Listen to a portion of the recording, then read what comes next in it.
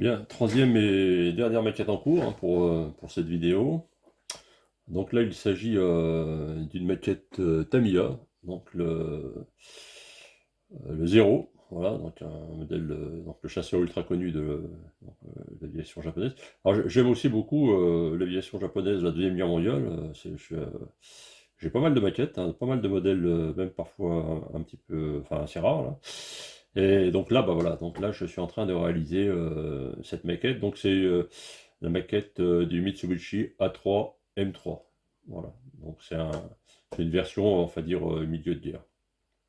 Alors là, bon, là, on est dans du Tamiya, donc bon, chacun connaît les qualités de cette marque, hein. C'est vraiment de très très très belle maquette.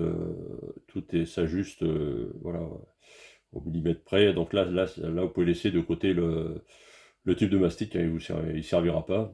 Hein, donc voilà, donc c'est une très très belle maquette. Alors, j'ai néanmoins quand même donc une petite planche de photo découpe additionnelle hein, concernant cette maquette. Pour reprendre bon, certains petits détails, mais bon, honnêtement, j'aurais pu m'en passer, je pense, hein. Mais bon, voilà, on est tous comme ça, on essaye toujours d'avoir la petite planche de photo découpe qui va bien avec la maquette, même si parfois, bon, c'est pas forcément très utile, mais enfin bon, les pièces pourront peut-être me servir ultérieurement sur un autre modèle, là. Voilà, alors on va voir un petit peu où j'en suis sur cette maquette. Alors tout d'abord, le fuselage. Bon, cette maquette, elle est assez bien avancée, en fait, hein, puisque comme je vous expliquais, c'est une maquette qui s'ajuste très très bien, qui se monte très très bien. Donc là, il n'y a pas de difficulté particulière hein, pour le montage de cette maquette. Donc vous voyez, elle est déjà, le fuselage est terminé, l'empennage arrière est déjà collé, et puis donc l'habitacle, toute la partie cockpit est déjà faite. Donc on va regarder un petit peu la partie cockpit, c'est la partie vraiment aussi intéressante, hein, comme sur toutes les maquettes d'avion, essayer de centrer, la caméra, essayer de se rapprocher un petit peu. Voilà, je pense que là on voit pas trop mal. Donc là on voit le petit siège, le siège percé, le dossier percé, la caractéristique des avions japonais.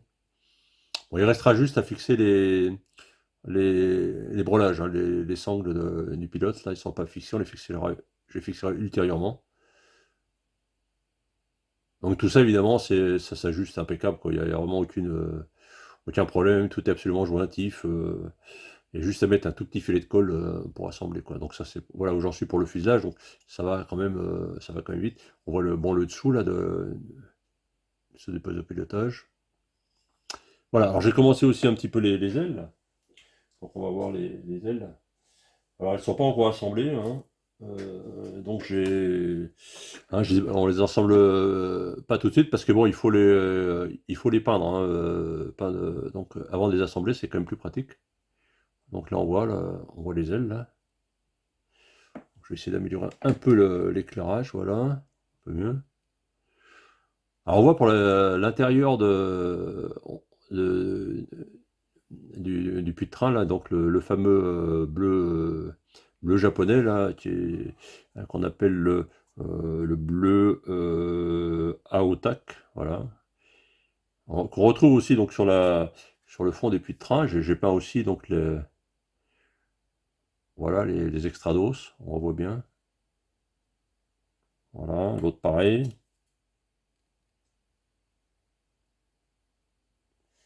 Alors après, bien sûr, il va falloir reprendre, bon, repiquer au pinceau fin, aux acryliques, les différents petits détails qu'on voit. Là, il y a juste la couche de base de bleu, là.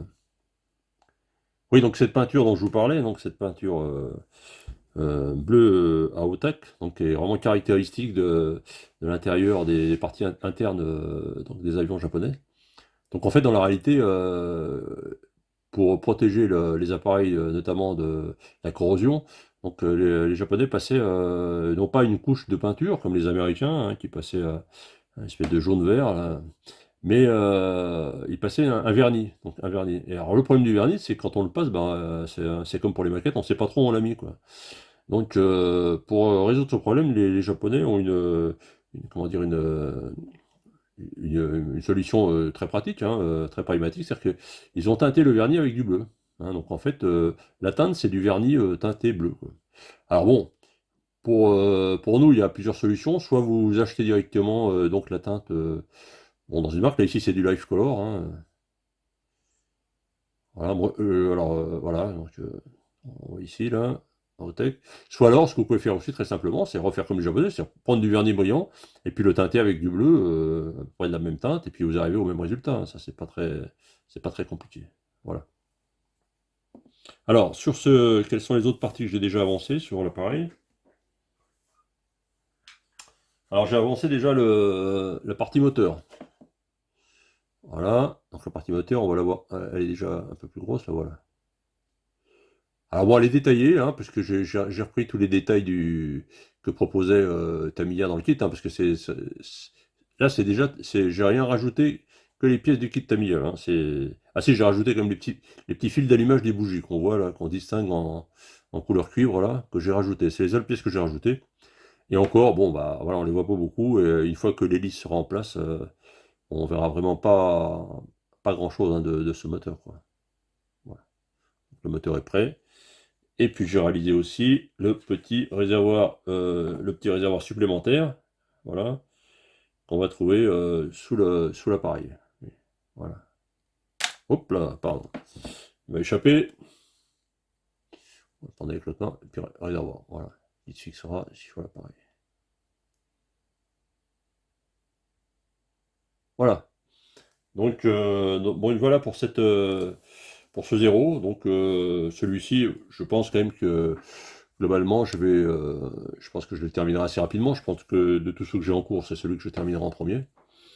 Parce que franchement, la phase montage est vraiment très rapide. Bon, après, il y a la phase peinture, bon, qui peut présenter aussi quelques points intéressants, hein, notamment sur les avions japonais, avec les écaillures, etc. Donc ça, c'est intéressant aussi. Donc ça vaut le coup quand même comment dire, euh, de bien réaliser cette peinture. Voilà, donc j'ai encore pas vraiment choisi quelle finition je vais faire. Donc ça, je verrai ça un peu plus tard. Il y en a plusieurs possibles, donc ça, je choisirai ça plus tard. Voilà, donc c'est terminé pour cette petite présentation, hein, des trois avions que j'ai en cours actuellement. Voilà, donc alors bon, j'en ai encore quelques autres, mais bon, ils sont pas vraiment démarrés. Donc pour le moment, bon, je les laisse de côté et je me concentre sur ces trois appareils-là, hein, de manière à pouvoir bah, les finir d'ici la fin de l'année. Mais écoutez, je vous remercie. Je vous souhaite donc une bonne soirée, une bonne matinée, une bonne journée en fonction. Et puis donc, je vous donne rendez-vous pour la prochaine vidéo sur le kit de Kit Club, donc sur le site du Kit Club, sur la chaîne YouTube exactement du Kit Club Byzantin. Donc n'oubliez pas pour cela de liker, hein, si ça vous a plu, bah voilà, faites-le savoir. De vous abonner aussi, hein, à la chaîne de manière à être avisé à chaque fois qu'une nouvelle vidéo va sortir. Et n'hésitez pas donc à diffuser largement cette vidéo et le lien à tous les copains maquettistes. Voilà. Et puis donc aussi à faire vos commentaires, hein. Vous pouvez vous rendre sur la page Facebook du Kit Club et puis voilà, commenter toutes ces vidéos, voilà, me dire si ça vous a plu, ce qu'on pourrait améliorer, etc. Donc là, voilà, de manière à nous faire progresser bah, dans cette nouvelle activité donc de vidéos sur YouTube. Merci à tous, au revoir.